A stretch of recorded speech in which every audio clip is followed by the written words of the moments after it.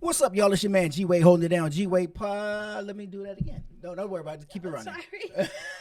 Don't leave me out. All right.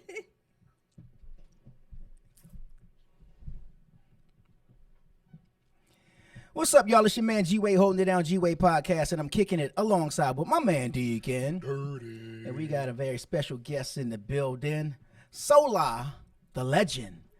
What? Oh, that's silent parade. Okay. There we go. What's happening? How you doing?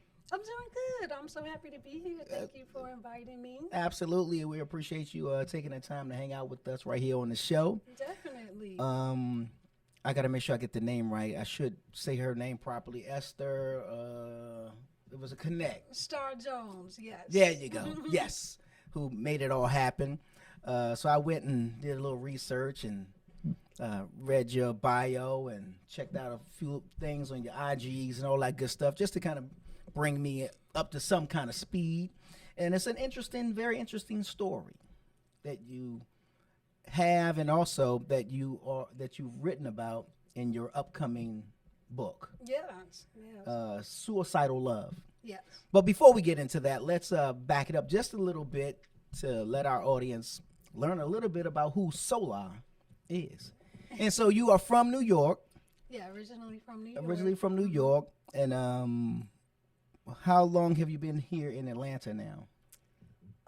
I've only been in Atlanta maybe about 2.5 years. And then I came here from Dallas, Texas, actually. Gotcha. And I was there for 15 years. Okay. So you are a native to Don't Texas. say that. Don't ever say that. Why? What happened? Why? I will walk out of this studio. Good. We're going to go viral. And it's a moment, D. It's happening. Watch your mouth. Right. Okay. So, let's discuss. We got to unpack that now because, I get why you. Enough said, Deacon. Okay. I can see, not I can see, but I understand you left New York to maybe go to greener pastures. It literally. Right. Where the grass, where there actually is grass. And so you land in Dallas, Texas, and you were there for 15 years. Yes. And you're telling me not to say that. No. So now we must find out I opened up why. didn't I? Yeah, you came with a lot first of. of all, okay, no disrespect to Dallas now. I love all of my Dallas friends, and they have Are great. you a Cowboys fan? Shut your mouth! Okay, Don't you just- ever say that. I'm gonna say get out. She gotta go. Shut it down. You messed up twice. That's two. No, that was a question. I wasn't. I just want to make sure. But yeah. I mean, Dallas is not a horrible place. Yeah, It just yeah. wasn't a good place for me. I never wanted to live there. It's kind of a funny story how I ended up there. Intriguing, if you will. Okay. I was married at the time to my first husband. Okay. We had 5 children at the time. We have 7. We had 5 at the time, and we were getting evicted. And so while I was in the process of looking And these for babies. okay. Babies.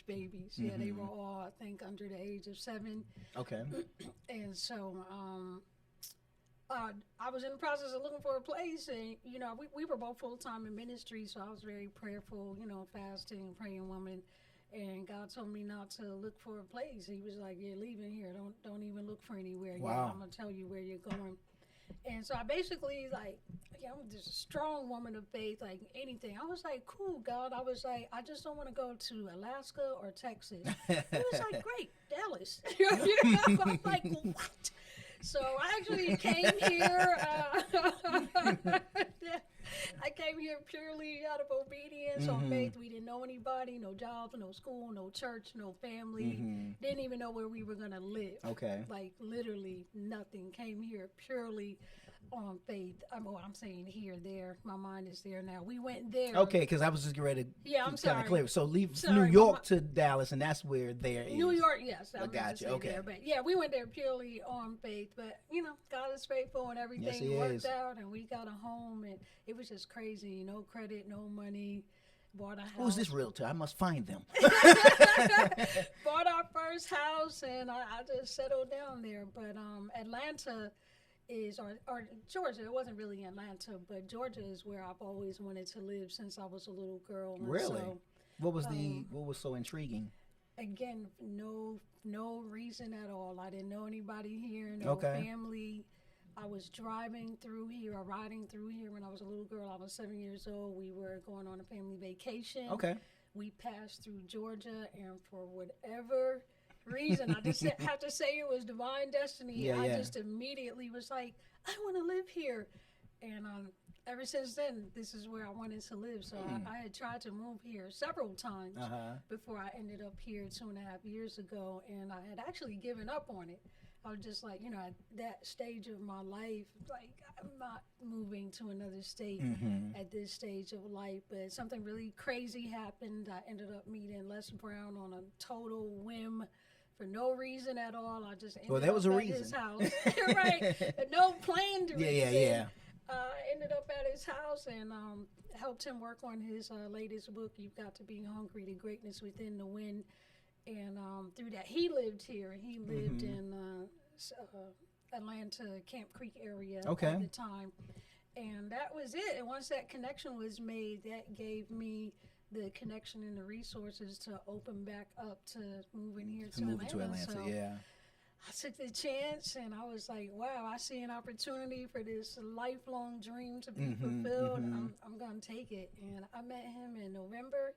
I moved in early February. I met him late November. Right. Early February, I was out. Like I told my friends and family I was moving. They like, what? And so when you met him here or you met him in Dallas? I met him here in Atlanta. Okay.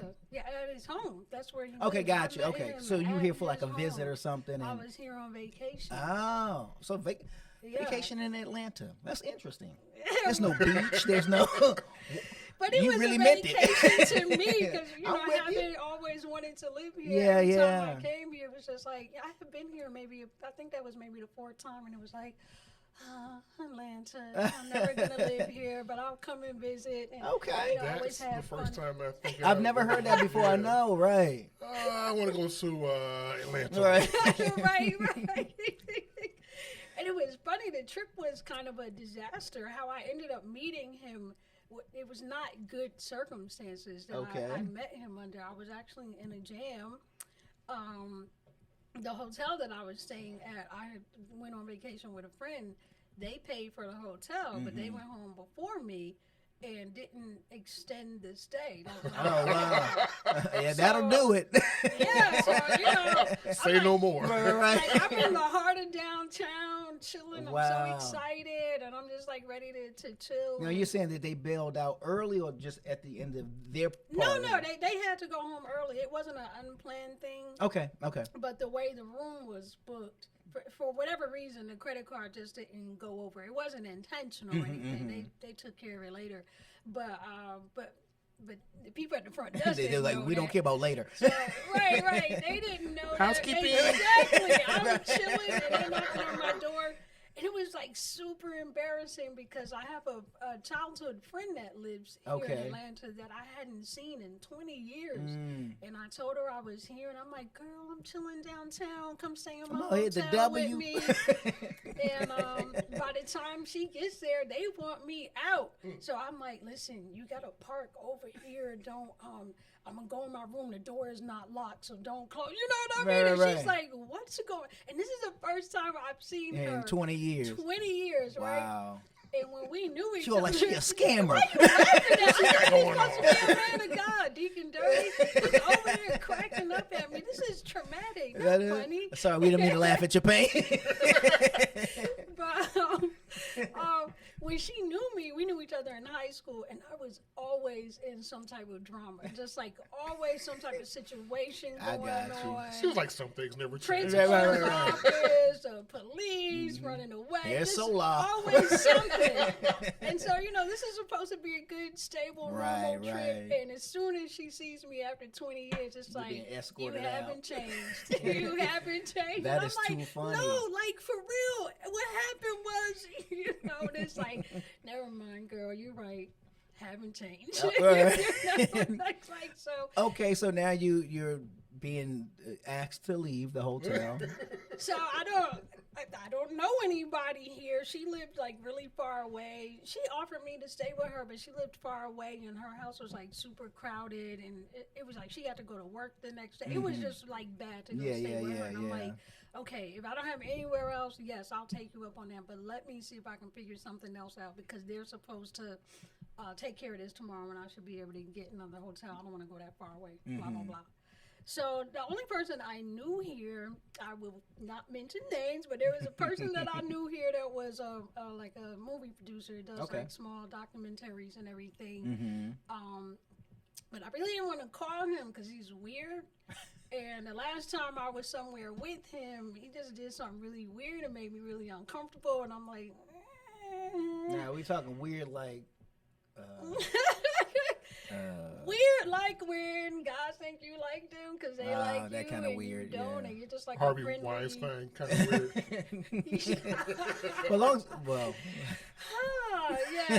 Harvey Weinstein. Oh, so I thought Weinstein. Okay. Weinstein or Weinstein? Harvey Wiener. Yeah. Now that's the other. That's the governor up there. In which one was that dude up in New York? You was the governor.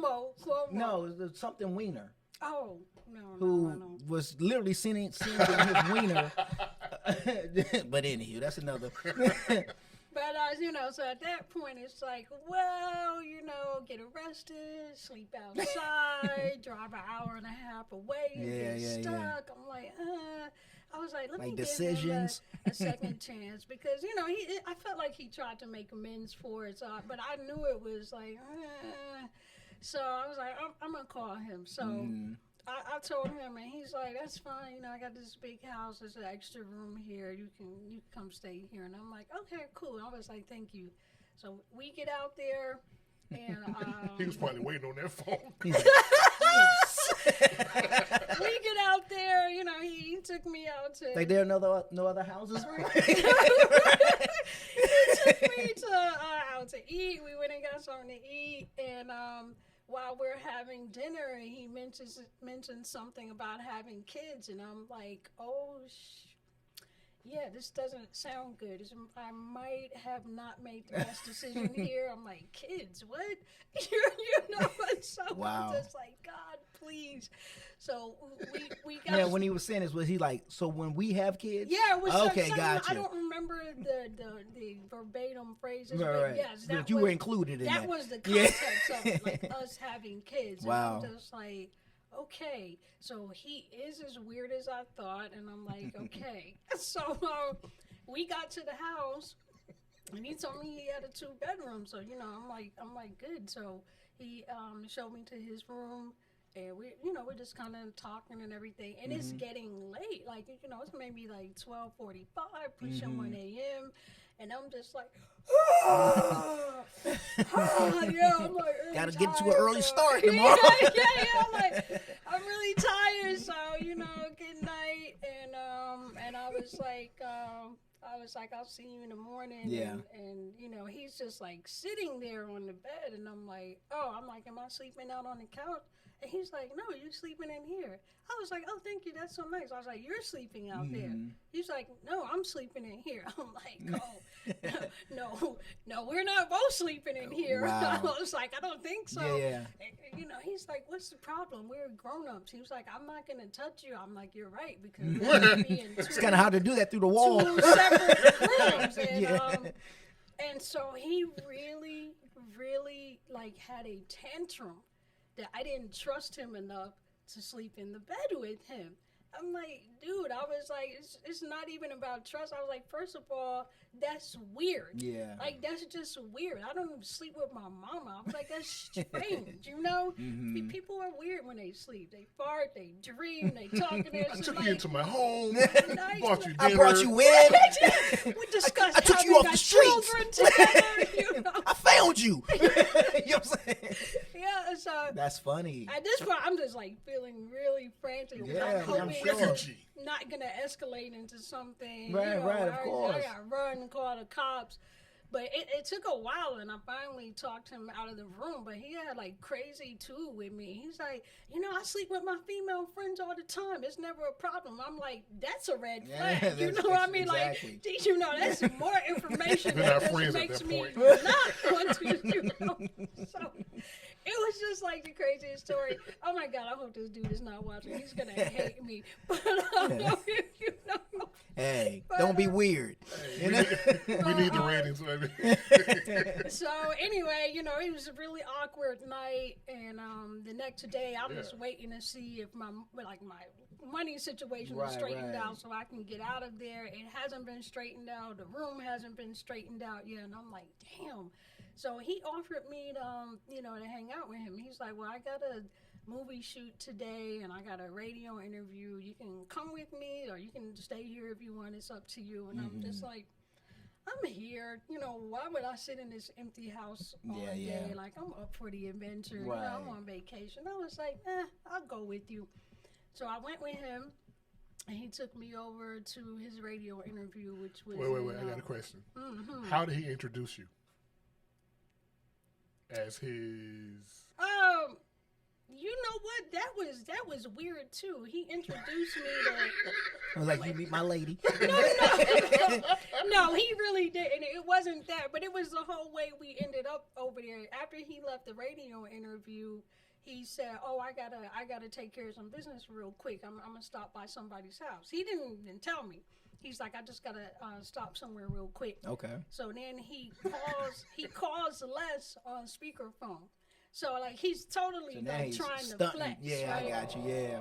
And Yo, LB. right. And the funny thing is, like, I didn't even know Les Brown like that. Like, I had heard of him, but I didn't know who he was. I'd never seen any of his stuff, never read his book. I just knew the name from being in network marketing. Right. That's number one. It wasn't a big deal to me. Number two, I'm just not that type of person that gets starstruck. I've met lots of celebrities, dated them, so it's just like, whatever, So he's got it on speaker, and I'm like, oh, this is Les Brown's house, cool. And he's like, I gotta run in. I was like, okay, I'm gonna sit here. And he's like, what? Les is like, how'd you get my number? Right. And my address. He's like, you're gonna sit in the car? I was like, I don't need to come in. You say you're doing something real quick. Right. Like, I'll just sit here in the car. And he's like, no, come inside. And I'm like, I was like, okay, no problem. Yeah. So we walk up to the door, and they really did know each other. They're really, really close friends. So Les heard his voice, and he's like, hey, he's like, come on in. He tells him to let himself in. Okay. So we're sitting in the living room, and when he comes out, like this guy, of all the ways that he knows me, and he's not a religious person either. Of all the ways that he knows me, he introduced me as a preacher. And I'm like, what? I didn't even preach at the time. Right. That's not really the way that I was known. So I thought that was odd in and of itself. It almost felt belittling a little bit to me. Like, this is a preacher, Okay, were you a preacher when he was trying to cuddle with you? That's what I'm saying. Like, why would you introduce me? What was God then? Manner. I just thought that was That's really interesting, yeah. odd. Please lay hands on me. So that was the way that Les approached me because I was introduced that way. Yeah. And this cat is like really suspect. So I really feel like that was calculated, maybe to make me like less interested to Mr. Brown. Gotcha. Because he's not even really into that either. Yeah. And so Les was like, but I'm a professional speaker. I introduce myself all the time, so I'm back out of that real quick. So Les was like, preacher, what do you preach about? And I was like, well, actually, I'm known back then. My tag was Dr. Intimacy. I was like, I'm known as Dr. Intimacy. I'm an intimatologist, and Les was like, I preach about sex. right. It was like intimatology. What is that? And I was like, it is the study of intimacy, the core-to-core interaction between human beings. And he was like, I gotta have you on my show. Okay. So within like 3 minutes of meeting Mr. Brown, he was just like completely And you had the other guy over there sulking. Yes. Just saying now. You got a case study right here. Human, do you hear me? He just deflated his whole. And Mr. Brown asked me for my phone number when he found out I did books and stuff. Like, he instantly asked me for my phone number, wanted to work with me. And so it turned out that dude was really pissed off that I ended up making this connection with Les. I was like, he's like, you should have went through me. Like, what am I supposed to do? This man is a legend. I'm not gonna my agent. not give him my phone number Mm-hmm. when he didn't go through you. Right. It's his house, his connection. Mm-hmm. But he was just like so fuming about it. So he doesn't talk to me now to this day. Wow. He will not speak What to the me. devil meant for evil. That's funny. But that's how I ended up meeting. So Mr. that's the story of Brown. Les Brown. Meeting Yeah, Les Brown. I've never told that That's a good story. in public before. That is But, really a good story. I like that. like my friend said, always drama. Shout out to G Nez. Who is it? G Nez, my girl. Oh, I thought. Did you throw her? I thought she said Jay Nance. Oh, no. Because no, I was like, you know her. No. Oh, that's what's up. Okay, so now you're hearing it. Well, this still a vacation when you met Les Brown. And I had, oh man, that was crazy. Like, you talking about seizing a moment. I was supposed to be going home the next morning. Mm-hmm. So, like, it was over. My vacation was over. I was Okay. supposed to be going back home. And when Les told me about his book project, like, he was almost in tears. He was just frustrated out of his mind because he had not found success and somebody telling his story the way that he wanted. You know, he had worked with some talented people, but he was just looking for something that he hadn't found. Yeah. And for whatever reason, he didn't know me. He never read any of my stuff. Didn't know anything about me. It was just me. He just liked me, connected with me. Yeah. He's like, I want you to do it. And I'm like, really? You know. But I'm a great writer. I love to write. Like, I can write in my sleep. So it just like, yeah, okay. So I was like, I'm supposed to be leaving in the morning, and his whole countenance just dropped. Like, oh my God! And I was like, oh, don't look like that. I was like, I'll cancel my flight. Just hold on a second. Yeah. So I went and canceled my flight, and I stayed an extra 2 days so I could, get this project going with him. So it was like a really divine, just kind of miraculous thing that happened, really unexpected, like, one of those and suddenly blessings, Right, it was an and suddenly instant turnaround, and that opened up the door financially and even in terms of having some connections and stuff to come to Atlanta. So I wasn't on vacation anymore. I went home, finished the book, and then I came back like 2 months later, 2.5 months later, I was here. So for those 2 days, those 2 days extra that you stayed, how was the guy? Oh no! Let's put me in a so hotel. That's what. Okay, that's what I was going to say. Mr. Brown took care of me. That's how you're supposed to do it. Yeah. He that's took what's care up. of me, so it was no more issues with that. Okay, so now you've opened that portal to your radio host name, Dr. Intimacy. Who is she? Who was she? I'm okay. still known by a lot of people, very fond of that. They won't move away from it. I still love that platform. Dr. Intimacy was just very, very passionate about healing people's intimacy. Healing the broken bonds of intimacy was my tagline for that particular platform. And it was really about helping people. It was teaching people about the spiritual side of sex. Okay. The spirituality of it, because sex is a very spiritual act. People think of it as something physical, but it's way more spiritual than it is physical. So it's talking to people about that, talking to them from a biblical perspective, especially in the church, because back then, and even now, it's a little better now, but I think when I started doing a Dr. Intimacy like 15 years ago, it was so taboo to even say this word sex in a church, to acknowledge that a man had a penis. It's like, what's that? My word, like you do know how we are. Right?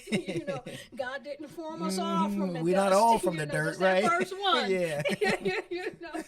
But having those conversations and everything, and helping people to understand that our misunderstanding of sex and making sex and intimacy synonymous or interchangeable was really robbing people of having meaningful connection with each other, with themselves, with God, with the earth, just the whole of it. And so it was really about people healing and having more meaningful connections, because connection is what makes life worth living. Absolutely. It's what makes you feel like you're here. Without that, we're like zombies, Yeah. just kind of going through life, working, paying bills, going to sleep, and rinse and repeat. Right, So, right. Yeah. yeah. So, why do you think there's such a taboo with the church and the discussion or the topic of intimacy? Well, they'll say probably intimacy, but they won't say sex. It's hard for that word. Yeah. You know what I'm saying? They're probably quicker to say fornication, but Right. but for some reason it's almost like a cuss word, Right. Coitus. Right. You're right, you coitus, right? why do you think it's such a It's such a- almost a hidden thing too? Such a stigma about sex in general, as if it's such a dirty thing Yeah, to yeah. do. And then I think part of that, though, is that there's so many leaders in the church that struggle with That their failed us. sexuality. No, I'm Yes, that struggle with their Yeah, sexuality. that's There's true. so many of them that are still doing things that they consider sexually sinful, that it's easier to avoid the whole topic than to have to confront what they have going on in their personal lives. True So that. it's just like, that's your private stuff. I'm trying to work mine out. You work yours out. Praise Right. And we just meet at the altar Meet at together. the altar together. Yeah. It's funny because there's a movie on Netflix right now called Hunk for Jesus. It has Regina Hall, and I can't think of the gentleman's name. Sterling, him. That guy, yeah. Sterling K something. Very good actor. Yeah, very good actor. This Is Us, Black Panther. Right. Yeah, I When I love tell him. you, this movie is good. Okay. Regina Hall played that. She's like the first lady. He's the pastor of this mega church. She's the first lady, but he got rocked with a scandal. The scandal is kind of reminiscent of a scandal that happened here some time ago of a pastor of a mega church that had over like 25,000 members that involved young men. If you remember Oh, yeah. this story, I did a show about that. you recall the story. I'm just not going to mention the name because Yeah. it didn't. So but really good. But Sterling K. Brown. there you go, him. But yeah, so when you said the scandals and all that kind of stuff, that they got their own personal things that they deal with. This one, they addressed it so well, but so funny. Regina Hall just played it. She carried that movie. Wow. You got to see it. But anyway, that's just my All little right. about I'm that. going to check it out. Right. Okay, so now you decide at some point, Dallas, I've had it. I'm done. Stick a fork in it. Stick a fork in me. I'm done. What was the straw that broke the camel's back? A relationship that I had been in for a really long time that just wasn't working and Okay. had just become dead weight on me. So, like I said, once I saw that opportunity to go where I really always wanted to be, and there was really nothing holding. There was no reason Yeah. to stay in Dallas. Like, it just was never. Dallas is like in a desert area, and it was always an arid place for me. It just nothing worked there. I didn't. For all the effort that I put in, I don't really feel like I didn't give achieved. it back. So was it like a metaphor for the relationship as well? What do you mean? It was just For all the work you put into the relationship. It was a desert. pretty much it. Yeah. My relationships didn't work out, and I ended up getting divorced, and that was, I went there with my first husband, so that was heartbreaking, and then got into another relationship that just dragged on and never came to any conclusion. Got into another one where I was abused. That's the one I talk about that's the one you in talk about. in Okay. the book. And which was the catalyst relationship that led to my last suicide attempt. And so making it out of that, I think when I met Les, let's see, that was 2019. I met him. Yeah, that was in November of 2019. So it had been 2 years Okay. since that suicide attempt when I met Les. And Does he know your story? not to this extent. No, he really only knows me as a writer. Yeah, he doesn't know this. And, You know what? Let me just sidestep for just a second, because when you got connected with Les Brown, was this you wrote a book for him, or you kind of helped shape the book and form it, or he'd give you the stories and you A kind little bit of both. He actually had a manuscript. Les have been working on this book from what he told me for 21 years. Oh wow, okay. And so basically, he had a manuscript that had been worked on by 8 different authors. I called it a Bookenstein. Like right, Frankenstein. Because as I was reading, I could literally see the You transition see where it started, from yeah. when somebody else started working on the book. And nothing about it was terrible. They were all good writers. Yeah. But the book wasn't cohesive. It was just a mess. The story wasn't laid out well. And when I got the manuscript, Les, he'd been working on this for 21 years, so he had in his mind where he thought this book was going to go, how it was going to end. So when he first gave me the manuscript, he kind of, was really, gave me a lot of instructions and kind of micromanaged how I put it together. And so I can write anything. I can do manuals, stories, novels, poems, children's books, like technical stuff. I can write anything. Just like, tell me what you want. I can put it together like that. So I did what he described, and when I gave it back to him, I worked on 3 chapters. He didn't like it.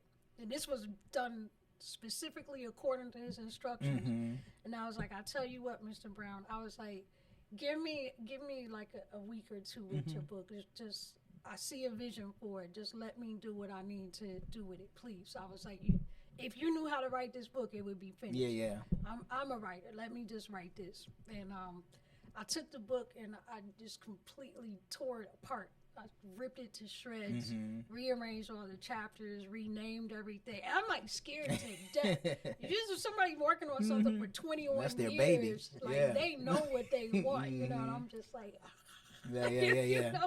But like God literally showed me how to put this book together. I was crying. I remember the day that Les didn't like those 3 chapters. I was literally sitting in a hotel room bawling. I was like, this is my big opportunity as a writer, and I'm failing. And God said to me, he was like, why are you letting this man dictate your gift? He's not a writer. You are. You need to be in control of this with the gift and the authority that I've given you to write. And I was like, wow. I was like, okay. He was like, get in your lane. Get in your lane. And I'm like, okay, Daddy. I'm like, okay. So he gave me a vision for how to lay the book out. And I wrote it the way he told me to. And when I gave it to Les, I was like, Les, I said, your book is really, really different. I said, all I'm asking is you read it all the way through before you make any comments. Just take it in. And he cried. Like, when he saw the finished result, he literally cried. He was just like, I never would have imagined this. So that was kind of how the process went with that. So, I had a pre-existing manuscript, but I added, I think, another 40,000 words to the manuscript. So it was kind of like co-writing and editing and structuring. But he was fun. He was a lot of fun to work with and so encouraging. And just like, I grew up without a father. Like, if I had a daddy, it's like I would have picked him. Right. Okay, so now let's get back to the reason you're leaving Dallas. Okay. It's a desert. Right. It's a desert and a dead end. The dead end, the relationship or relationships are failing. They're not coming together. They're not cohesive either. And so and the last relationship was the one you said that where all the toxicity. Right. Well, I mean, they were all like that. It wasn't really the last one. That one was the straw that broke the camel's back, just in terms of kind of stripping me of my will to live. It was an end point. That particular person, I didn't know what a narcissist was back then, and I know that term is really thrown around a lot, so I'm careful about using it. But from what I understand about narcissism now, I really do believe that I was dealing with a narcissistic person, and it's such an emotionally abusive and manipulative situation to be in, because the difference with being, whether he is or not, or whether I can technically use that term, it doesn't matter. He was really, really good at building me up and, speaking to my heart and my emotions and making me feel everything that I ever wanted to feel in life. all the while being extremely manipulative, lying, saying something different in public than what you say in private. And, it was like a total ambush almost. Like, it makes you feel like you're crazy. You're like, wait, I didn't say that, did I? Because it's like, that type of person, from what I understand about narcissism, and I definitely experienced this with this individual, it makes you question your sanity. Like, wait, did that really happen? Did I say that? Did we really go there?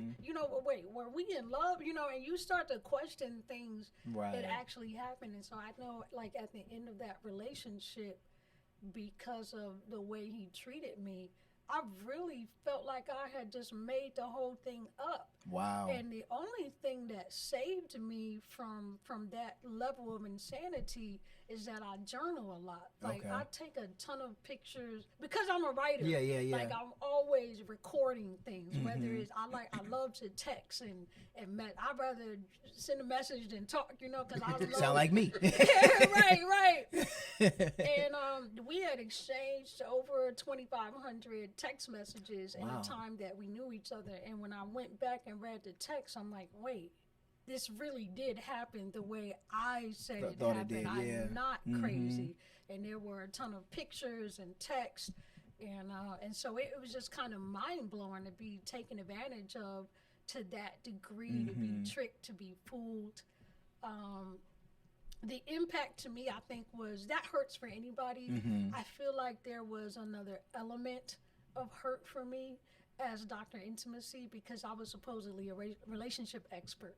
And it was like, you should have known better. Like, what the hell is wrong with you? And that made it hurt more. Well, it's like the song. What was that, the 70s or maybe the 70s? Everybody plays the fool sometime.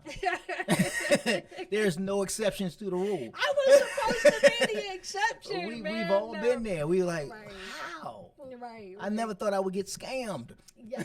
You know what I'm saying? I get part of this pyramid scheme. You know what I'm saying? Right, but it happens. Yeah. So I guess it got to the point where, when did the suicidal thoughts and the suicide come in? Was that also along the way of it, or did everything just come back flooding back at once? That kind of. You know what? And all fairness, I want to say that, and I think this is really important for anybody listening that has lost a loved one to suicide. Yeah. Nobody can make someone commit suicide. You can't trigger a gun that's not in somebody's hand. Right? Because we all go through painful relationships and breakups and losses, and there are only certain people that go the route of wanting to commit suicide, and other people deal with it other ways. Yeah. And so there can be an antagonist, and hopefully you're never that person, but no one is responsible for somebody else deciding to take their life. And so I don't ever want anybody to carry that. Well, maybe more specific to adults, but when it comes to young people, I don't know if they know how to really handle their emotions and deal with their emotions. Because, when you hear like teen suicide, that kind of stuff, from bullying and that sort of thing, granted, nobody made them do it, but I guess maybe as adults, we handle it, or should handle it, a lot better. But I can see how young people can, because you also have on your different. I'm sorry about that. So, for example, we have the That is chat, funny. and I'm going to put a little thing in the chat. At the bottom of your Zoom, you'll see different, little things. So, look for one that says chat, and I'm going to say a little hello to everyone. And feel free to write back and say, She said, okay. Yeah, F8 it real quick. Yeah. Hey, who's ever here on the live? What's up? We're here on the G-Wade podcast. Y'all can't see it's up there. With Deacon Dirty, who's over there. That's fine. I'm just talking to your people. You know what I'm saying? Like Bernie Mac doing the Bernie Mac show. When you get up, I'm just talk to the America. Listen, I'm multitasking because I was supposed to be on a Zoom, so it was. But it was already underway. Silent, Gotcha. So I had to So she's still here. But you making them think you in class? Shut you. That is too funny. But yeah, with with the younger people, definitely. I mean, I think that we should all be our brother's keeper. Absolutely. I'm not saying that we don't bear some accountability if we treat somebody like absolute crap. Right, yeah. And that becomes a part of the burden that causes them to want to end their lives, you know. If you did that and you know you're guilty of it, you're going to carry that pain. Absolutely. But I do want to say, you know, at the end of the day, it's a personal choice. If you decide to go that route, no matter what age you are, you just felt like you couldn't handle it anymore. And not everybody has the same pain tolerance, not physically or emotionally. Yeah. And I just didn't have the pain tolerance to continue to carry the things that I was carrying. So with him, as far as, you know, how I became suicidal, like I said, he was an antagonist. He was a catalyst, but I definitely couldn't say he was altogether the reason because I had attempted suicide multiple times before. So I always refer to it as the last and final time that I attempted suicide. But it was the seventh, and, you know, from the ages of 18 right up until then. And so now would you say that, you know, suicide is it like a cry for help, which is kind of weird to say when if you go through with it, there's no more help. But I saw you posted on your IG the young lady who was the girlfriend to 600 Breezy, and would, you know, everything seemed fine, but then she, you know, commits suicide. right. You know, our condolences to him and his family. You know, like you say that, you know, it's a mindset, a nature, and a lifestyle. Oh, you did your homework. You know, I wish I had some stars right now. You I'm gonna get a gold star. lollipop after this. Y'all hear that? Hear that, America? Yes. What I think I get mindset. I might even get. I don't know if I understand nature and lifestyle. And would that apply to all, like, you know, again, mentioning the young lady you posted on your IG, it seemed like that was something she was dealing with for a long time. So it was, even her writings was saying, yeah, this is right. almost like she was saying like she was born to die. You know what I mean, in a sense. Yeah, she said this living stuff is overrated. Yeah, that sort of thing. So is that what makes it the lifestyle, or is that what makes it the nature? Like, how does that come to be? So mindset has to deal with how you process things, like your thought process about what happens in life, right? You know, we all know the saying, life is 10% what happens to you, 90% how you deal with it, right? And so that's the mindset, like the thought process where one person, something terrible might happen, and their mindset about it is, well, you know, these things happen to everyone. I'm going to recover from it. Whereas somebody who has a suicidal mindset, it's like, these things always happen to me, and I'm never going to get past this. Everything that I do is going to fail. So it's a whole different thought process. Gotcha. You know, it's connected to 10 other things, 100 other things that went wrong. The nature is when it just flows out of your core, like you're just moving. You know, somebody just has like a calm nature. Someone has a funny nature, a kind nature. A suicidal nature is someone that just lives in a way that brings death. Subconsciously, they don't even think about it. It's a constant, you know, of making decisions or connecting with people. You know, when I talk about my relationships not working out, I kept attracting people that brought pain into my life. You know, that's why I called the book Suicidal Love, because the suicidal nature usually manifests itself in suicidal love. You are going to attract people that are going to add to that pain. That's how it works. You multiply that pain. You constantly get into situations that multiply the pain in your life. That's that nature. You don't think about it. Nobody gets into a relationship saying, you know, I'm going to make sure I date someone that hurts me more than the last person, right? But that's what that nature does. And then the lifestyle is just the way that you live. You know, that mindset and that nature creates a lifestyle where you see that show up all around you. Just so the glass is never half full. Of sabotage, of, you know, toxic relationships, not only romantically, but friendships, jobs, churches, you know. Just constantly getting into situations where you basically feel like you deserve to die, and so you live in a way that feels like death. Like you're just not really fully living and enjoying life, and it's a way to the lifestyle. If I could draw it out in an illustration, it would be like those three arrows that keep pointing to each other. Yeah. Because the lifestyle reinforces the mindset. You know, it's like you make a bad decision, you get a bad result, and you're like, see, I told you nothing is ever going to work for me. You know, I'm always going to be abused. I'm unlovable. I'm this, I'm that. Yeah. Okay. You I want to find this thing that you. Well, let me ask you this question, because you mentioned the church, and which is, I guess, why your friend introduced you as the preacher. But were you heavy in the church and all that good stuff? Oh yeah. So let me ask you this: when we talk about Christ, God and Jesus and the hope that that we have in Him, where does the hope lie? When how do you put the hope aside and still have suicide? You know what I mean? Like, how do you hold on to hope and still have thoughts of suicide? Is that possible? That's a fair question.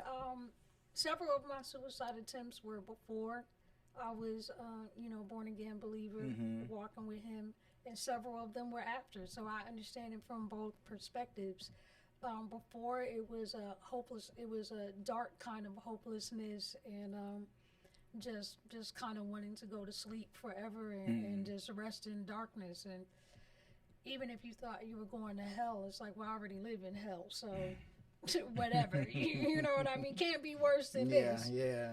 Afterward, it was different. It wasn't like a loss of hope. It was, at least for me, it wasn't a loss of hope in Him. I never, because I've always had a really close relationship with God, which factored into the whole doctor intimacy thing. Right. But my primary thing was get intimate with God. He's a friend. He's not a book or a church or rules. Right. You know, he's really, really a friend once you get to know Him. And so for me, that hope was, you know what? I want to come be with you. I don't want to be here with these people anymore. I want to come be with you. So you okay? Yeah. That's what I was trying to figure out. Is this do you lose hope, or now that you're saying that it's I'm just done here? You know what I'm saying? I'm ready to go to spend eternity with. I always had a hope that I would go home and be with Him. When I was those suicide attempts that I had after I was in Him. Like, I'd be talking to Him in the process. The Bible says acknowledge Him in all your ways, and so of course it also says trust in Him and lean not to your own understanding. You know, and so He will direct your path. Well, He was directing me on the proper way to. But yeah, I mean, I would talk to Him during those times and just be like, I want to be with you, which is probably, I'm sure, factored into why He never allowed any of them to be successful. Like, no, you don't get to decide when we meet. Not today, baby. And so He always sent someone to intervene or somehow interrupted what I was doing, so I could be here on the G-Wave podcast, encouraging souls around the globe. Amen. Right? But that's the thing. It's when I was just asking, is it a cry for help? I mean, unfortunately, like the young lady, hers was successful. But, a lot of times you hear it's just a cry for help. People don't really want to do it, but I would be careful I understand what you're saying, but I would be careful to use that terminology, because to me it sounds belittling and a little bit demeaning. Okay. Like it's just a cry for help. I think a lot of people who attempt suicide really want to die. I have a relative that shot himself in the head. He survived it. He's actually alive. He ended up being blind in one of his eyes and paralyzed on one side of his body, he survived shooting himself in the head. That was not a cry for help, That was like, I'm ready to leave. Yeah. Now I would say the lifestyle is a cry for help. Okay. It's when you're sabotaging your life and you're doing all those reckless things and the crazy relationships. That's you, even if you don't realize it, saying, I'm in a lot of pain. Can somebody help me? Can somebody make this stop? Can somebody fix this? But when you get to the point where you're ready to actually execute, you feel like those cries have fallen on deaf ears for too long, or that no one is able to bring relief. Yeah. And so you're ready to bring yourself that final relief. But I do agree with the sentiment that people don't really want to die.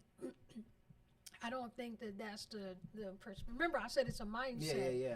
And so the mindset about it is not, I'm going to die. The mindset is, I'm going to rest. I'm going to rest now. Okay. Okay.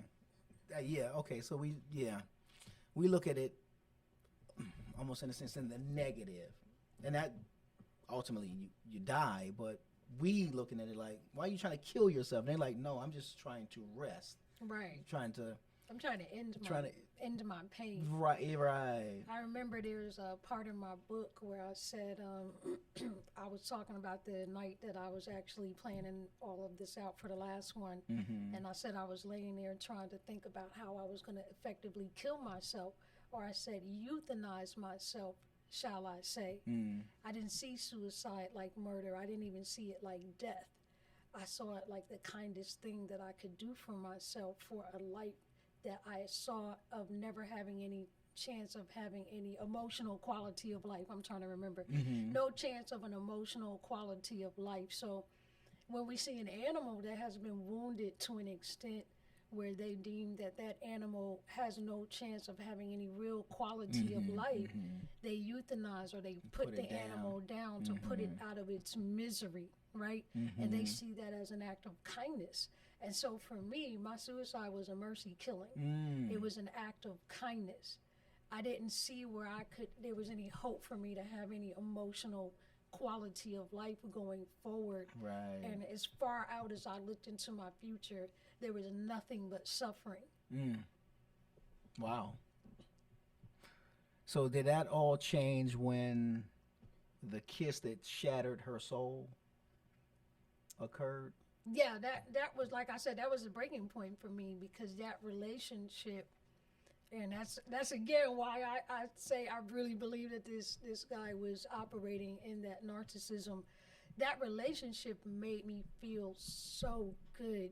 It was like the first time in my life that I ever felt really good about myself a little bit. Wasn't a lot, but it was enough for me to be like, oh, something to cling on to. Hey, this is what this feels like. It was the first time I felt like anyone ever understood me, really got me. It was like really 100% down for me. Now, I don't want to say this like, denigrating anybody else that's been in my life and supported me. Right. But there was just an emptiness there that I don't know how to describe, that was being touched through this relationship. Certain parts of me, I've had friends and people who love me down through the years, but they don't get me. And it was always a kind of a conditional kind of love, where I would irritate people or get on their nerves until they didn't want to be around me anymore. And with narcissism, narcs are trained to make you feel as good as you possibly can. That's what I was going to ask you. Did you feel like he kind of knew what to say? Always. He always knew exactly what to say. It was always the perfect thing. Kind of like a pimp. Yeah. It was it's lack of a better word, term. It was like this guy had a handbook on my emotions. He knew just what to say, the right touch, the right look. And so for the first time in my life... Probably wasn't his first time at the rodeo. Probably not. It was not. Yeah. You know the history of this dude. It certainly wasn't. He's like, another one. Right. But it was like it was a new experience for me to actually feel like I had some insight. How did y'all meet? At a business meeting. He approached you first? Of course. Well, of course. Okay. And I tell that story in the Well, in the book, in chapter 2, I lay out the whole how it all played first out. meeting. You think he gave off this vibe that he felt That's like what he I was could- about to say.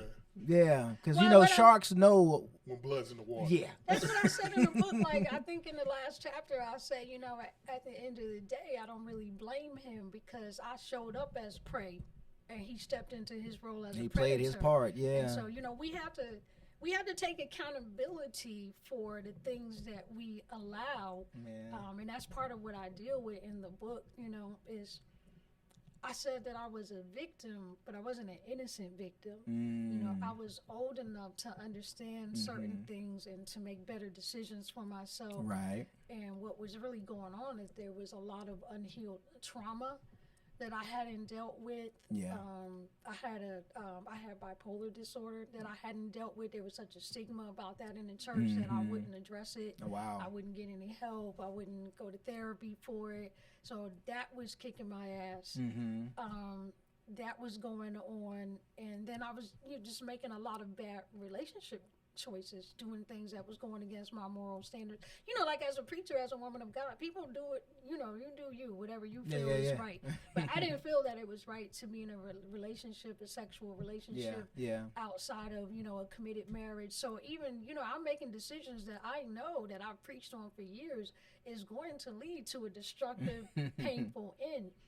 And so I was a victim, but I wasn't an innocent victim. You know, at any point in time, I could have made different choices. Right. But I didn't have the ability to make those choices because of that mindset, nature, and lifestyle. And so it wasn't until I recognized that I was operating out of this suicidal nature that I kind of woke up like, oh, that's how I walked into this.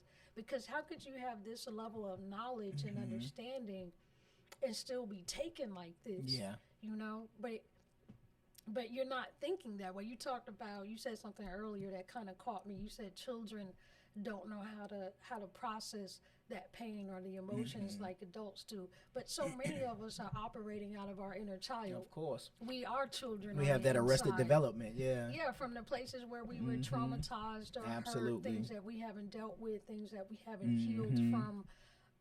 And so, you know, I refer to that in the book as the hidden self. It's this hidden self. There's this other self inside of you that takes over your processing. You know, it's like this old soulware, I call it. You know, you upgrade your computer, you put in a new software, right? But in order to do that, you need to completely delete the previous version of that software, because if you don't, there are conflicts between the old version and the new version. But as humans, we don't completely delete that old soulware.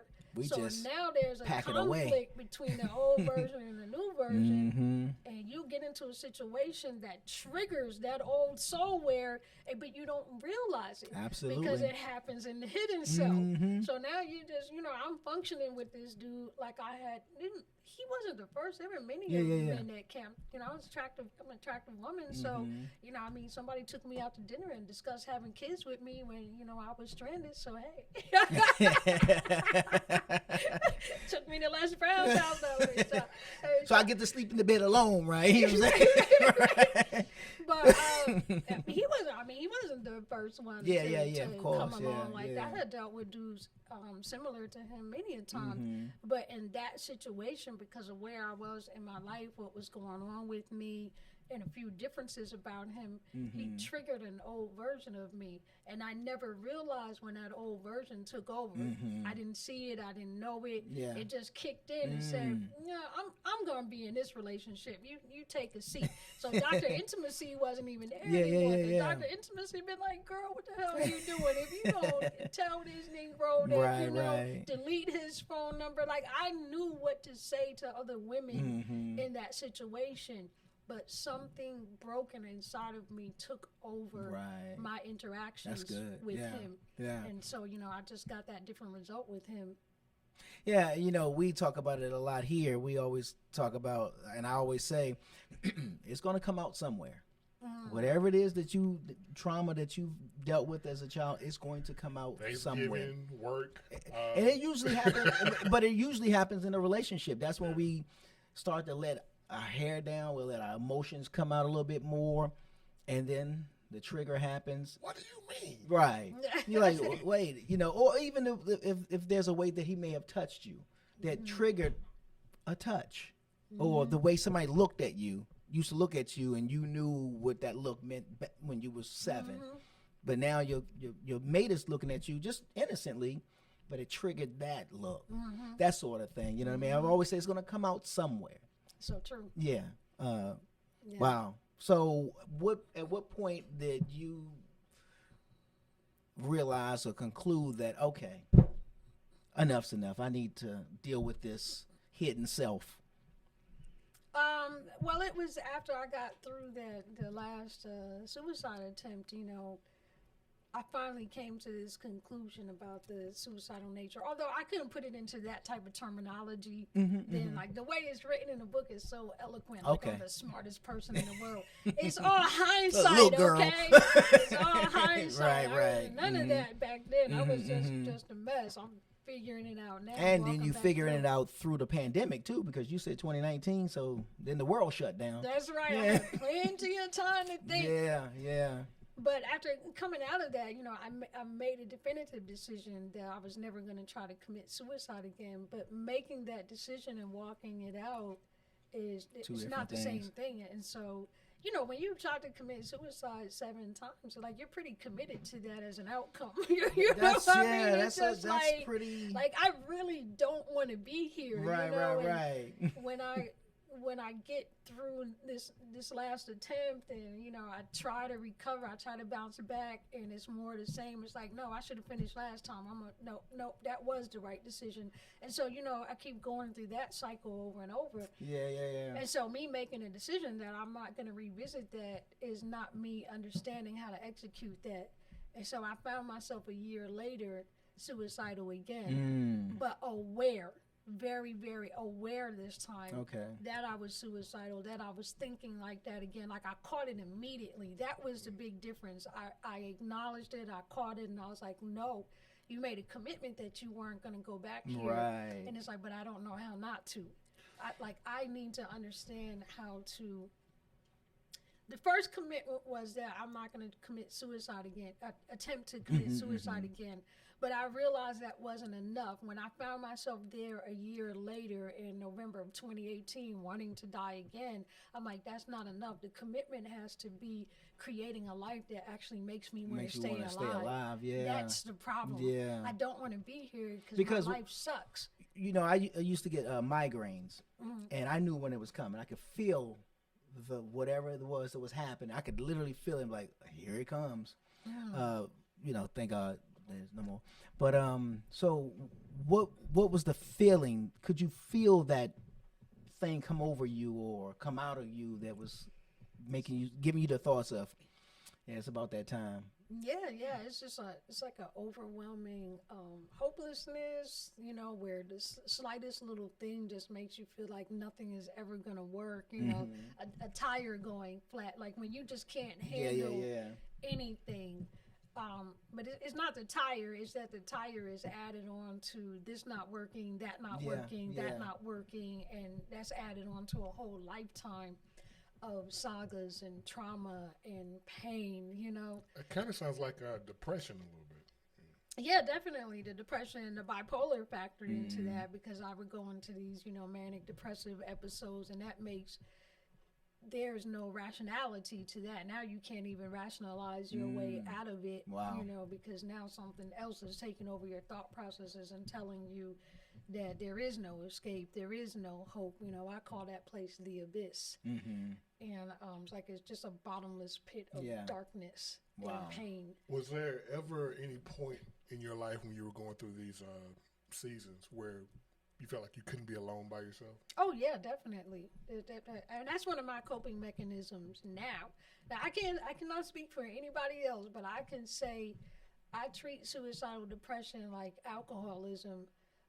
To me, it feels more like an addiction, and so I don't see it as, oh, I'm not suicidal anymore. I recovered from that. I see myself as a recovering, suicidal. I know that's not a noun, but I made it into a noun.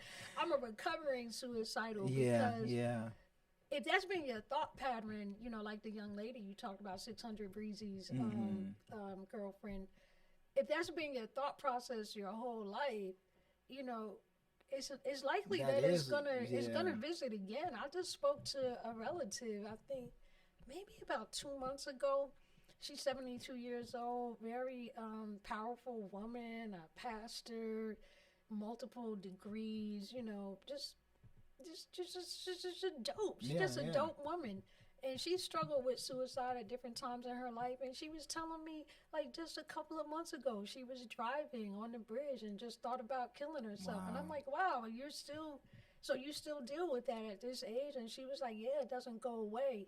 And I really appreciated that because it was like a confirmation for me, because I felt like I was going to get to this place in my life where I was finally Like, so suicide? happy that, you know, I would never think about that again. But I have found that it's not like that, you know, like it's a constant recurring battle that I have to go. And maybe I will get there one day. I mean, this is all so new for me, having this understanding and this insight and this awareness. So maybe I will, you know. I think after 5 years of remission with certain diseases, they consider you cured. Yeah. So maybe after 5 years of not sinking back down into the abyss, I can say I think I'm cured. But I'm not there right now. Right now, it's an awareness of when I feel it coming on, and I have like a whole action plan that I go into. It's like, okay, I feel that feeling coming.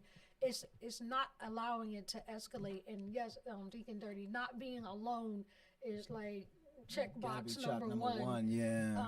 You know, on that action plan, who can I call? You know, who can I connect with? Who can I talk to? It sounds like somebody that has a accountability partner. I think that's the term in AA. Right. It kind of sounds like what you were saying earlier. Yeah. It sounds like in a almost close to compared to I guess you can compare it to an addiction. You know? Yeah, and it does feel like that. I mean, that's a weird thing to say. I never actually phrased it that way. I mean, addicts to be addicted to suicidal depression, but it does feel kind of like an addiction, because you feel that thing coming on. I think addicts like feel that. Alcoholics feel that too. Going back to that same place. Well, maybe because something, you know, I guess triggers, like for alcoholic or drug addicts, you know, if their life is going and then, you know, whatever happened at work, whatever happened in a relationship, something snaps them back to a mindset of, dang it. You know, you know, like somebody go smoke a cigarette to calm down type of thing, you know, in that sense. So would you say that there are, I don't know, well, one, from the past trauma, has that been addressed? No. Your past trauma? It's been addressed, but it's not all healed. Okay. You know, and I think that's part of the issue now that I struggle with. Like I have like serious daddy issues, and I thought, you know, getting married, you know, I'm married now to a loving husband, and I was just sure that was going to fix so much of it. And our 1 year anniversary is coming up this year. So, but you know, this first year has been a roller coaster for me, and I think it's been hugely disappointing to me personally that this is not enough for me. Like, I'm living in the city of my dreams. My husband bought me a house. You know, I got dope kids. I got 7 like dope kids, beautiful, talented. I mean, it's a good life compared to a lot of people, and I still just have like this hole inside of me where, you know, that fatherly validation should be. So like if my husband doesn't tell me that I'm loved every day or look at me every time I put something new on, I just feel like a little kid sometimes. Like, honey, I changed my nails. You like this color? You want to tell your story? No. Not on camera.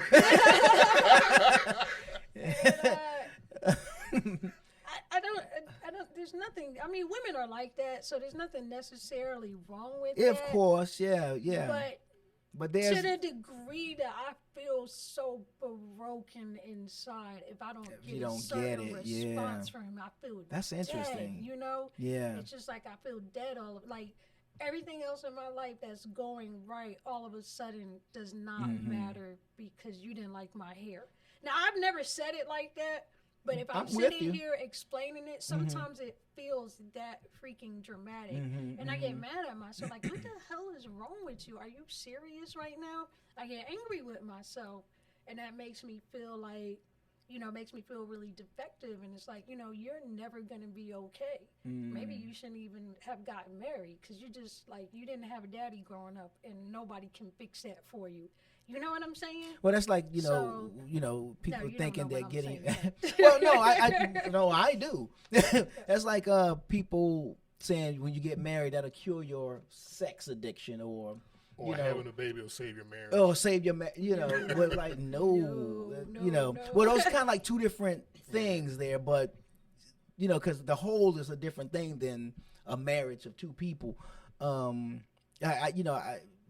use me because I grew up without my father. I didn't meet him until like when was it, 2010 or something like that. That's the story I was talking about. Yeah, I thought you something about that. No. Do tell. Okay, we having some off-air time. No, when you after shut down, this. I'll talk about it. But I remember even going to counseling before that. I've gone to counseling several times, talking to my pastor, that sort of thing. When I moved here, went to counseling at the church I was going to, or still go to, but the church, because the reoccurring thing was, I just need to know who this dude is. You know what I'm saying? My mother wasn't giving no information. She wasn't hiding information, but she wasn't giving information, which is interesting. Weird to say because, like, you're not saying it, you are hiding it.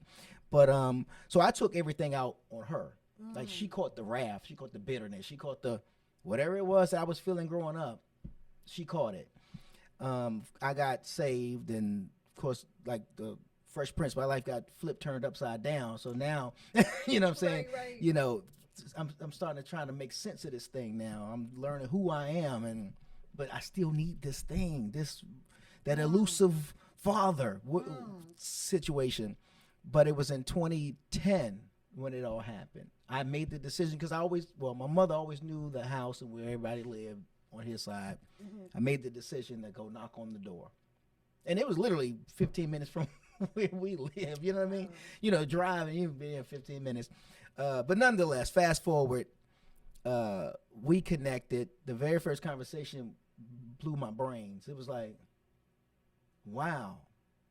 One, I couldn't even believe I'm hearing a voice of a man that I've never even seen before, that I'm hearing.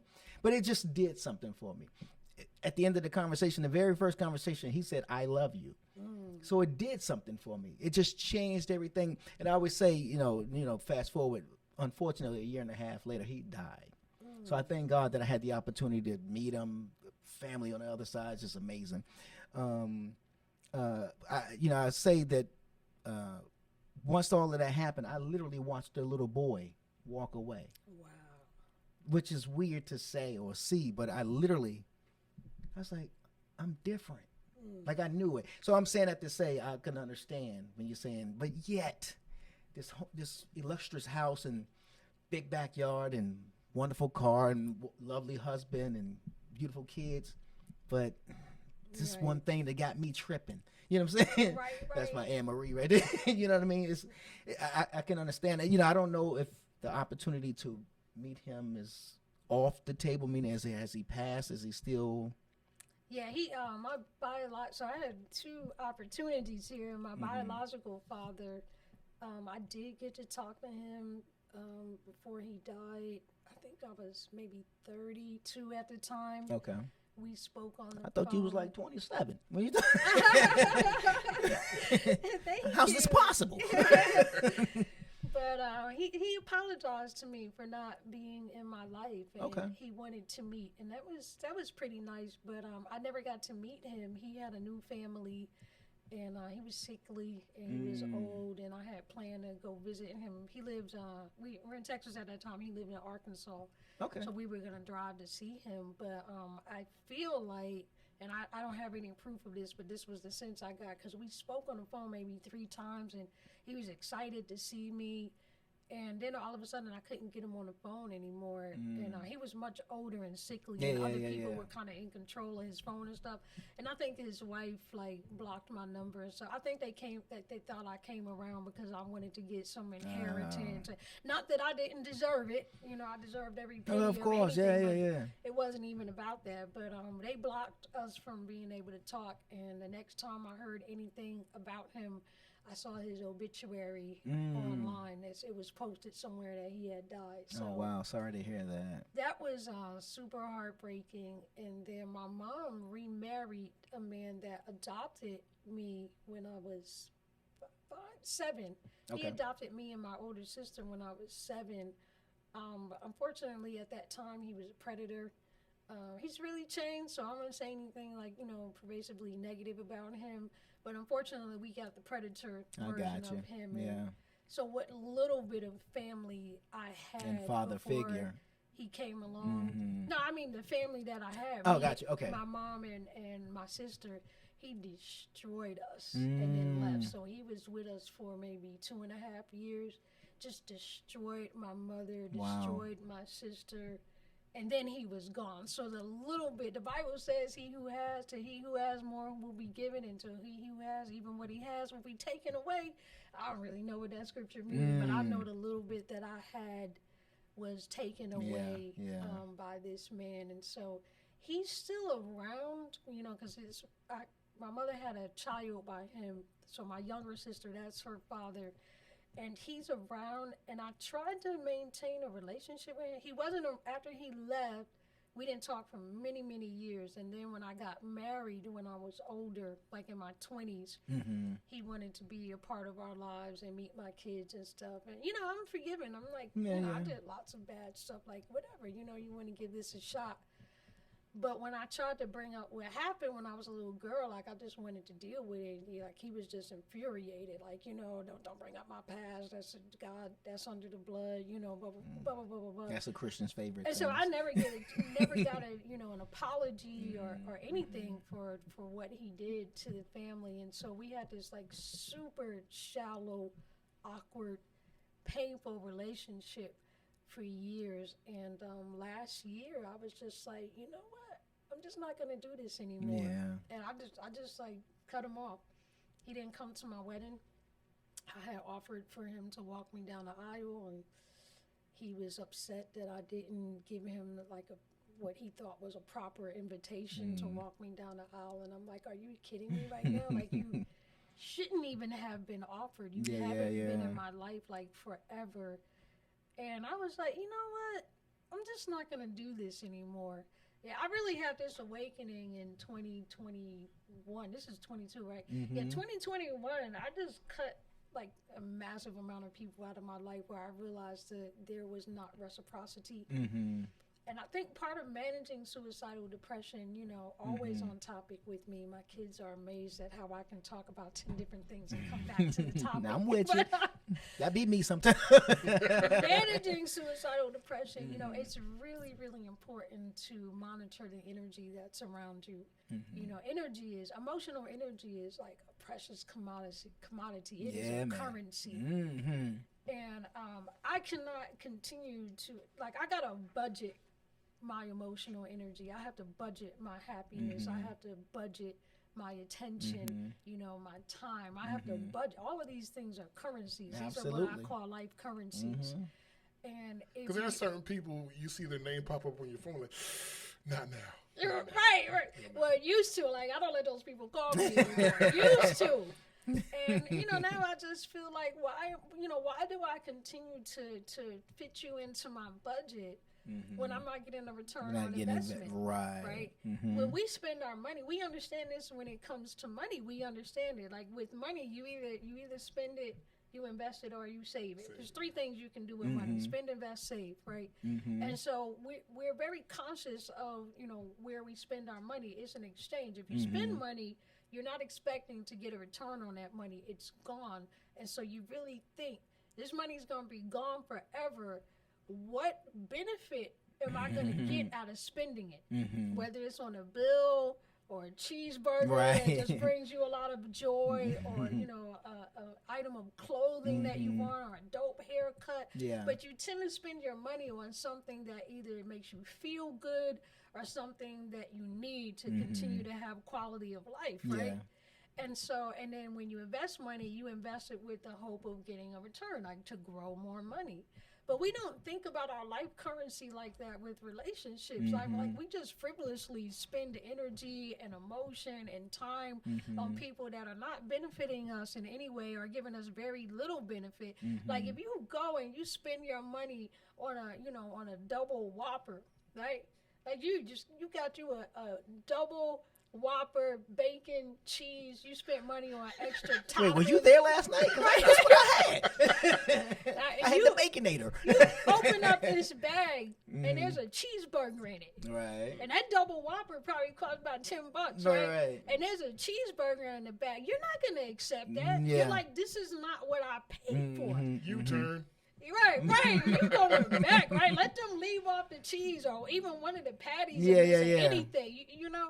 But we don't think about our relationships the same way. Right. So we're constantly spending on things that we're either getting no benefit from, or we're not getting the value of what was expected for what we put out. And that's a really important part of managing depression, because if you're constantly depleting yourself and you're not being filled back up, how can you expect to not be sad, to not be worn down, to not be emotionally worn out? And so, you know, that's been part of my process of understanding how to that's one of my 12 steps. You know, that's been one of my 12 steps of overcoming this addiction. Yeah. Who's in my life and what value are they adding, and what are they taking away? And I found that, you know, with my stepfather, he was just taking. It was just a lot of taking. Yeah, And I'm like, I don't have the emotional currency to continue to budget for this relationship when I know that I still have the propensity to battle suicidal thoughts. Right. I can't give anything else to you. I can't speak for everybody, but I can speak for myself personally. Since I've gotten older, I've kind of been doing the same thing. I was like, you know, I can't spend this. You can't get that time back, basically. So with certain people, I've kind of like, you know what, I'm good. You know, when they start talking, I'm like, you know, let me just cut this conversation short. I don't know how I'm going to do it, but I'm going to do it. Because you're kind of sucking the life out of me right now. Because you don't want to be mean. Right. You know, so you kind of, you get real creative. You know what, I'm just going to head out. I got to go do this, got to do that. Because it's usually the people that always have problems that want to come to you and tell you their problems. It's never anything good. Like, how comes every time you call me it's something bad? Like, no, call me when you got some good news. Like, you ever notice that? Call me just to check up on me. Yeah, just check up on me. A lot of them don't even know they're doing it. You know, so I've kind of learned through trial and error, you know, that like, you know what, I'm good. I'm getting older and like, I don't have time for that. You know, do you? Yeah. Right. Hey, Janet Jackson say, what have you done for me lately? What have you done for me lately? You can't always see the pain. The warning signs of suicidal thoughts are not always easy to see, so here's what you can look for. I'm going to say one of them for last. So I'm going to go in order, but I'm going to say one for last. I think I get it, but I want you to explain it. Putting affairs in order, withdrawal, increased drug or alcohol use, anger, no sense of purpose, sudden mood changes, feeling hopeless, helpless, desperate, changes in sleep, anxiety or agitation, reckless behavior, talking about wanting to die or suicide. And the last one, as I'm reading this, it literally starting to make sense to me now. The one I'm getting ready to say, which was giving away possessions. Because first I was like, giving away possessions, what that necessarily sign mean? But after reading the first one, I can now make sense. What was the first one again? Putting affairs in order. So if you put in affairs in order, which could be your will, which could be your life insurance policies, I think. I don't know if that works for suicide, but giving away possessions, which means I'm not going to have no use for them. So yeah, it just literally as I'm reading it, it makes sense to me. Maybe trying to prepare important people for your death as well. I gave things away that day. I don't remember specifically what I did, but I remember giving some things away, you know, like some jewelry to my girls, and, you know, just like, I want you to have this. I want you to have this good memory of me, or this was one of my favorite things, or maybe that's a way of saying, you know, you were one of the people that made it kind of decent sometimes, you know, those kind of things. Yeah, I got you. Now, and you know, I don't know, we getting a little spent. In those times when suicidal thoughts, or, you know, preparing for it, were there certain kind of conversations you were having with people? And if so, did any of them kind of trigger people to be like, wait a minute, you okay? You good? Or they just like, girl, okay, I'll see you tomorrow, you know. No, let's see. I think that I said some things that probably should have triggered some people that were close to me, and it didn't. And it Because they didn't. really thought I was okay. Mm. And that's one of the reasons that I wrote the book. Yeah, I wrote my book from a really unique perspective. It's not a statistical book that talks about suicide. It doesn't talk about how to deal with it per se. There's a little bit of that in there. But what I really wrote the book for was to take people into the mindset of someone who is suicidal so that they could really see that mindset, that nature, and that lifestyle. Because I was one of those people where, like, when people found out afterwards, like, what? You wanted to commit suicide? They didn't know. They didn't know that I had been suicidal my whole life. Like, you couldn't tell, because when you see Dr. Intimacy sit down in the studio Wednesday night and light the airwaves up, like, you just knew that I had it all together. Yeah, I would have lost that bet. Just on meeting you today, I would have lost that bet. Yeah, thank you. It's like the total opposite. And I was always like this. Like, what you're getting from me now, I mean, I'd be in the studio, because we had a studio real similar to this for our show. I mean, I would come up to the studio and shine, and as soon as I would leave, sometimes I would just sit on the side of the road and bawl, like just cry my head off, like just not wanting to go home, deal with my life. Yeah. And so nobody would know. But if you knew what I teach people in this book, you would have known. Gotcha. You would have known. You would have known how to recognize the mindset, the nature, and the lifestyle. You would have caught it, because it's easier to recognize when you know what you're actually looking for. Like, that whole list right there is great, but there's something really important missing. Another sign of suicidal depression is overachievement. People that just have to go all the time. They're constantly, because you look at some of the people that have committed suicide, like Chesley Chris. Do you know who that is? That was 2019 Miss Universe. Oh, yeah. Is that the one that jumped out the That's the one who jumped off of her balcony. balcony? Right. Beautiful, absolutely gorgeous, financially stable, at least to us, appeared to be financially stable. Very successful. She was on TV. She was an advocate. She was a lawyer. Yeah. And constantly going, winning awards. Robin Williams, Anthony Bourdain. You know, that is another sign of suicidal depression, when you have to go, and just always achieve something else to feel valid, to feel worthy. And that's something that you can look for too. Like, when people get still and they don't have that next project to work on, if they're restless or sad, that's a sign of suicidal depression, because you should be able to stop and just relax and enjoy your life without feeling like and that's one of the things that lets me know that I'm still not 100% okay, because even right now, like, I can't just stop doing and be okay. As soon as everything is like still and quiet, it's like, what are you doing? You're no purpose. You know, you're not writing something. You're not making something. Come on. And I have somebody in mind right now as you're saying this. I can see this person, because they have some of these characteristics, and I've always thought that they probably need to go talk to someone. They did in the past, but they didn't go through with it. They kind of like stopped the program early, but I think they need to go back. And the thing about people like that and myself that we're talking about, those suicides. Because this person is a people pleaser. Yes. They will go above and beyond to, that's just them. Yeah, it's an insatiable drive to be liked or to accomplish things. And what is driving that is the nature that I'm talking about, because those people don't know that that's a part of a suicidal nature. But what they're really trying to do is prove their worth. Yeah. They're trying to prove their worth. I'm worth being here. Yeah.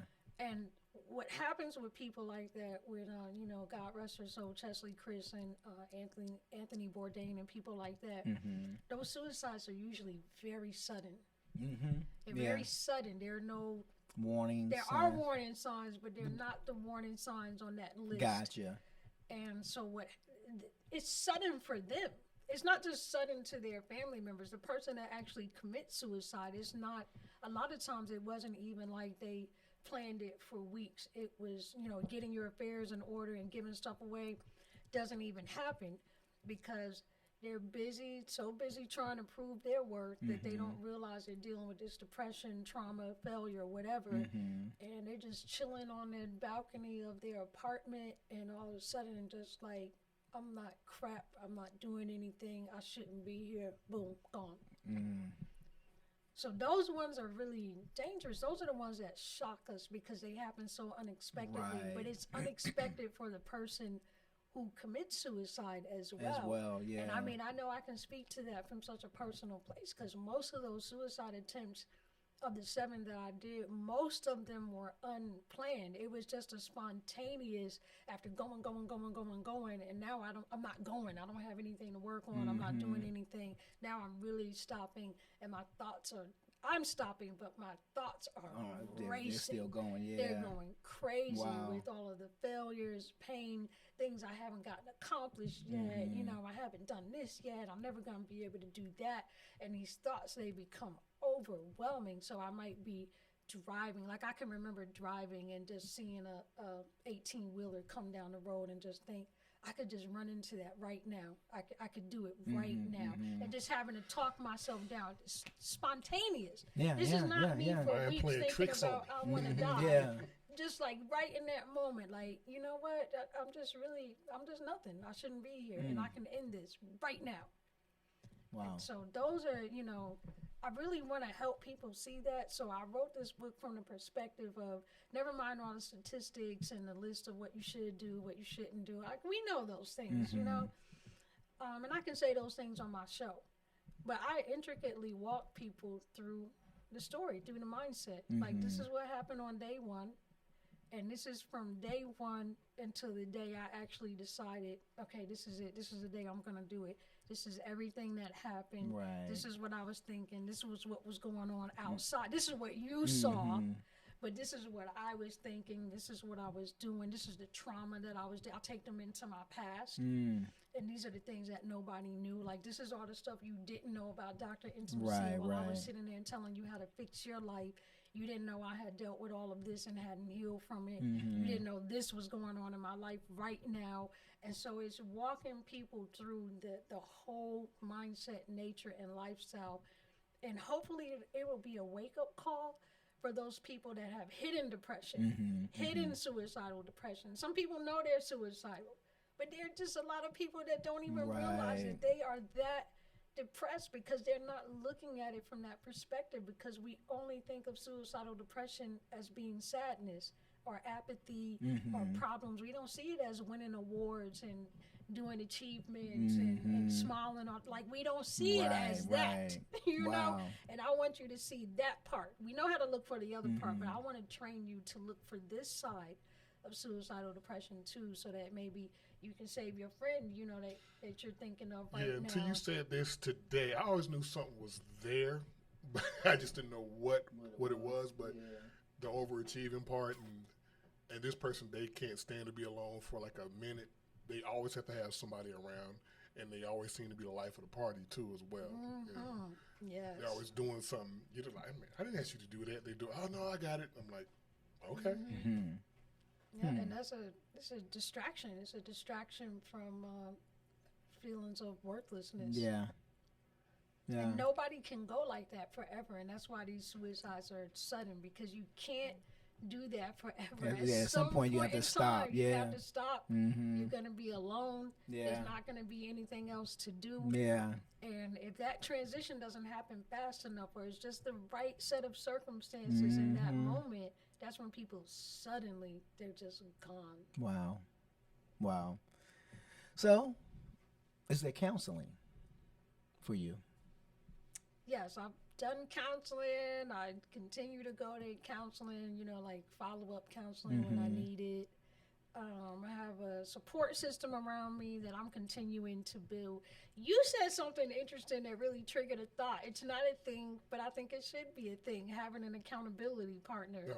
There are people that I know, like, there's a list of people that I know, like, okay, if I'm feeling a certain way, I'm going to call.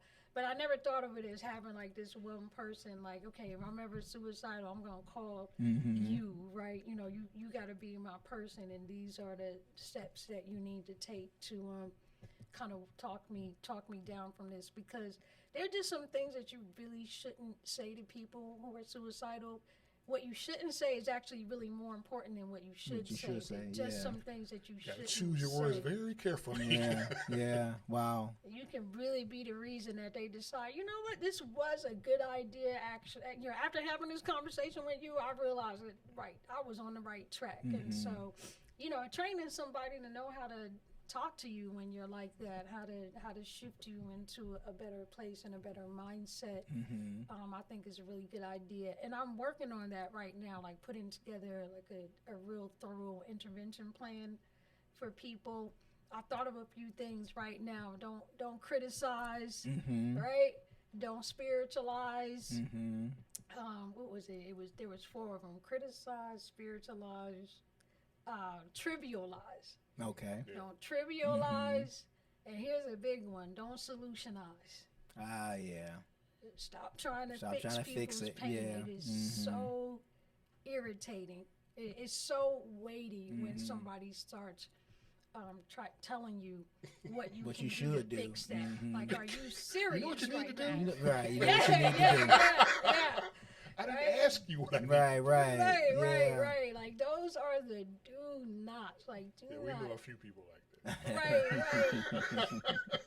And so sometimes it's scary to call people, like, even at this place of awareness, knowing where I'm at. I'm still not always keen on calling people, because I really don't know how they're gonna make me feel. Like, is this really gonna help?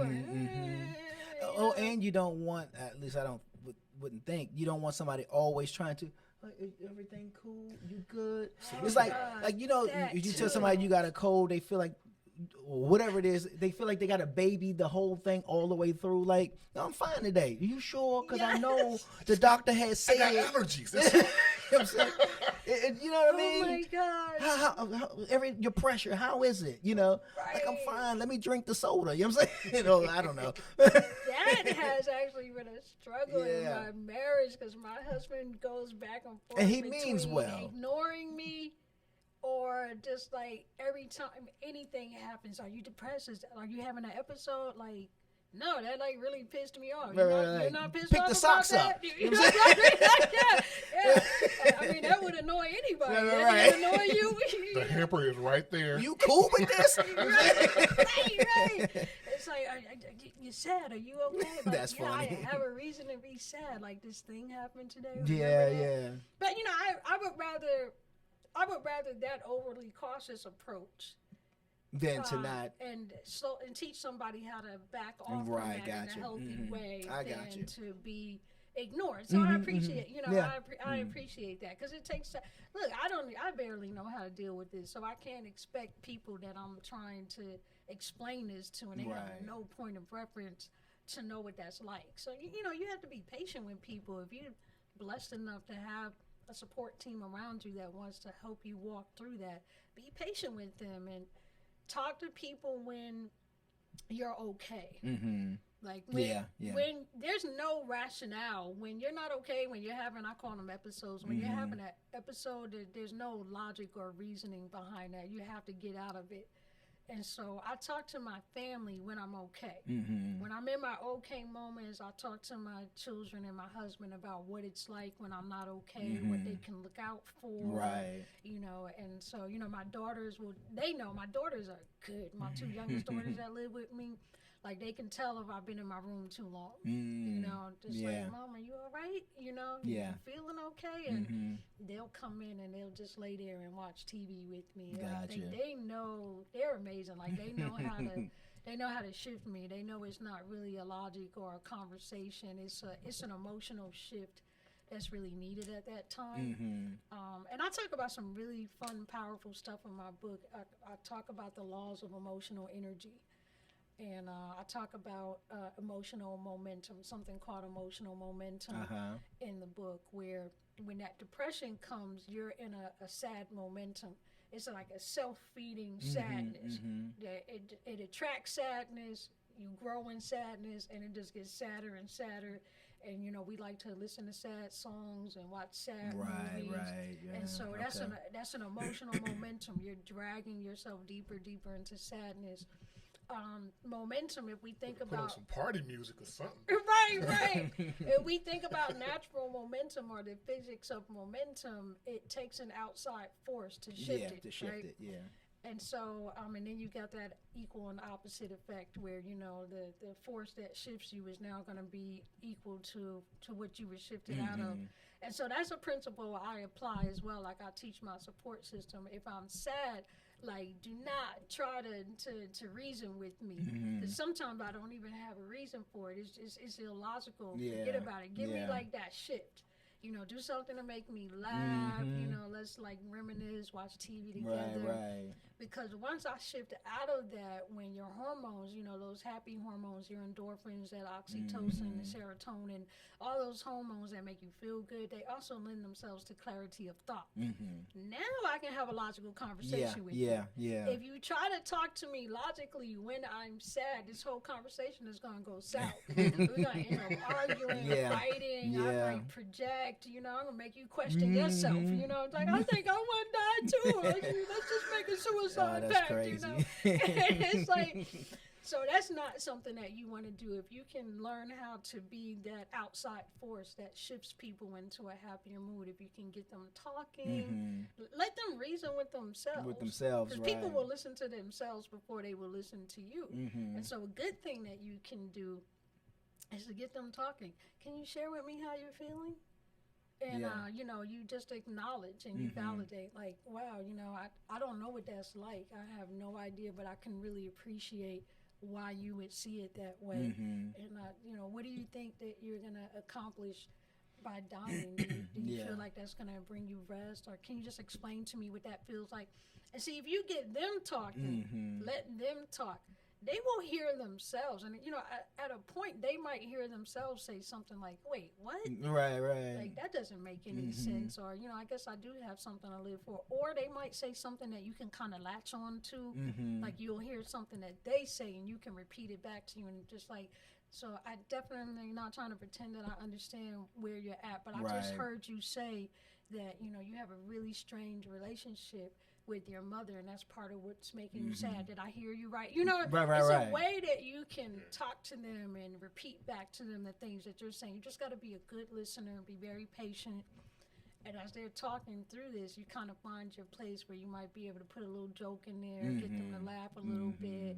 And once that rationale kicks in, that's when you can like just kind of snatch them, kind of pull them in. Yeah. Go have lunch, get them laughing, get some food in them, and then we can have a talk about, okay, you need to go to counseling. Like, you do understand that, you know, but you know, it's a process. It's a lot to teach people. That's one of the things that we do, like on a weekly basis. When we come in here, we just we kind of unload. We get it off. You know. Yeah. It's beautiful. How was the week? Bruh. Because, you know, we were, in fact, before you got here, we were talking about it. And he mentioned something about, I forgot what he mentioned, but I said, it's like, I said, well, you know me, how we do each week when we come in. We just start, I said, I got to get it off. I can't hold it. And I likened it to the movie Green Mile with Clark Duncan, where he took on whatever it was, but he had to also release it, because if he didn't, he became sick. And so that's not the kind of things what happens in life. Like when something happens, I'm quick to try to release it because I don't want to hold it, because I'm sitting around thinking, well, maybe I should have did it. Maybe I did it. You know, I'm trying to make it make sense. But if I start talking about it, like you said, you start talking yourself like, it was stupid. You know what I'm saying? You know what I'm saying? You know, I did something dumb today, or it was part of my fault too. You know, or whatever the case is. Yeah. So. Yeah. You start internalizing stuff, and next thing you know, your body starts showing signs of, like, you know, your back is aching, you know, skin breaking out. That because you're holding all that stuff in, instead of, like, it becomes toxic. Yeah. So true. So true. I'm glad that you guys do that. It's really beautiful. I love it. This is good. This is good. Now, Suicidal Love, the book. When and where can they get it? Ooh, I've been working on this book for 2.5 years now. It has never taken me this long to write anything. I usually write so fast, so I'm kind of blown away that it took this long. But finally, September 29th. Okay. So we're just less than 2 weeks away now from the official publication date. And I chose that date because that is my 25-year anniversary of giving my heart to the Lord. Amen. So I'm really excited. So that's my way to celebrate him keeping me here all these years. But you can order the book on right now. You can actually pre-order it on suicidallove.com. That's Okay. the official website. Okay. But as of September 29th, it'll be available on all book outlets. So either way you want to do it. That's what's up. And if people want more information about you or to have you come out and speak and share your story, your testimony, where can they reach you on social media or website? All my links are on the Suicidal Love website, and then you can find me at soulahthelegend.com. At soulahthelegend is my handle on Facebook, Instagram, so you can always find me YouTube at soulahthelegend. But anybody can reach out to me. I love to speak and do interviews, articles. You know, I do keynote speaking, so which is a deep passion of mine. I love to talk. I really, really like talking a lot. But yeah, definitely. I'm always an open book. Love to come and share and It's help good for people. us. It's good for us. Oh, thank you so much. Yeah, I really enjoy being here. This was thank good. you so much. Really, really good. And just tell my Facebook audience how they can follow you, G Wade. Just go to G Wade. Well, if you go to any social media, it's G Wade Podcast, GWADE Podcast, and you'll find us. That's where we be. Yes. dope. America. But Soulah the Legend, I certainly appreciate you taking the time and sharing your story. This is really, really good. I've learned a lot here. Also, you know, I'm sure Deacon's learned as well. Yeah. Our prayer is that, you know, you will continue to be strengthened, that you will be continue to be encouraged, that the hole, because I understand that hole, that God will fill it, that there will become closure there, and you know, because you know, like you mentioned a little while ago, you know, got the home, the husband, the da-da-da-da, but it's still not, you know. So, and I understand it. It. So I pray for that hole be filled. Thank you. Yeah. Thank you so much. I appreciate it. You're gonna be all right. You're gonna be all right. This was good, and I'm getting the book. Just text me when it comes out so I can order it and all that good stuff, because I want to read it. This is interesting. Very good. Very good. Thank you. Thank you so much for having me. I enjoyed this conversational style interview. You are an excellent host. I love you, Deacon Dirty. You weren't dirty to me, so It's just just his the thoughts. name. Just his thoughts. That's my handle. I know some dirty deacons, so I was That's a little funny. nervous. I'm like, what I done stepped into? Right. My mama called me something else. Right. Yeah, I really enjoyed being here with you gentlemen, though. Thank you so much. No, that's what's up. Anytime you got something going on you want to share, holler and come on back and talk about it. All right, I will. I'll take you up on that. That's what's up.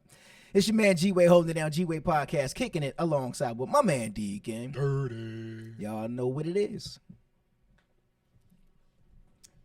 Bye, guys. Thank you so much.